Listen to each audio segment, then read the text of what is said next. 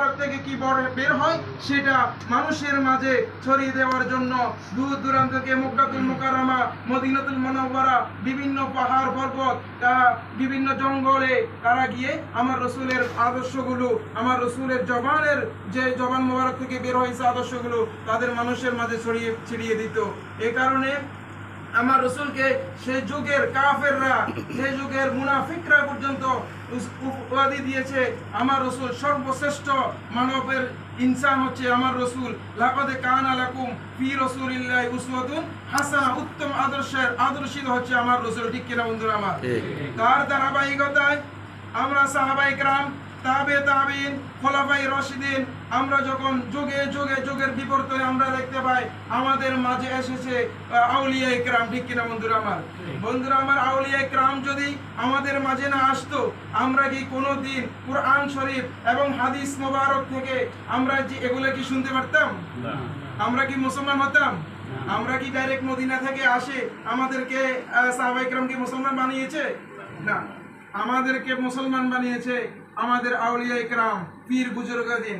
এখন আমাদেরকে ওই সমস্ত পীর বুজুর্গদিন যারা মাজার খানকায়, যারা খানকাতে তাসবিহ আদায় করছে, মাজারে বসে বুজুর্গ নিয়ে তাদের জীবন পরিচালিত করছে, আবার আমরা দেখি মাঠে ময়দানে এসে তারা রাজনীতিগুলো মোকাবেলা করছে। রাজনীতি কিভাবে রসুলের আদর্শগুলো আমাদের রাজনীতির ভিতরে নিয়ে আসা যায় সেটাও চেষ্টা করছে। এই কারণে এই সংগঠনের নাম হচ্ছে আঞ্জুমান খোদ্দামুন নাস বাহরাইন শাখা। এই কারণে আমরা বাংলাদেশ থেকে আমাদের সংগঠনের যারা নেতৃত্বে আছে, সৈয়দ বাহাদুর শাহ মুজাদ্দিদি আল আবিদিন, আল্লামা জয়নুল আবেদিন জুবাইর, ওরা সর্বোচ্চ চেষ্টা করছে আমাদেরকে এই আঞ্জুমান খোদ্দামুন নাসের আন্ডারে আসে আমরা যেন আল্লাহ রসুলের আদর্শিত হতে পারি।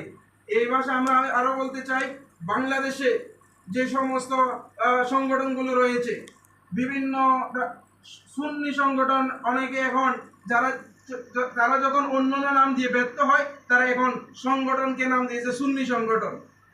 ঠিক কিনা?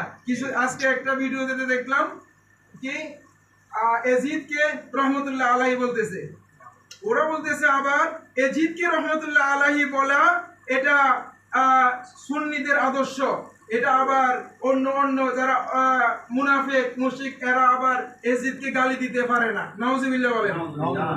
কারণ এজিদ হচ্ছে সবচেয়ে বড় জাহান্নামীর মধ্যে একজন হচ্ছে এজিদ।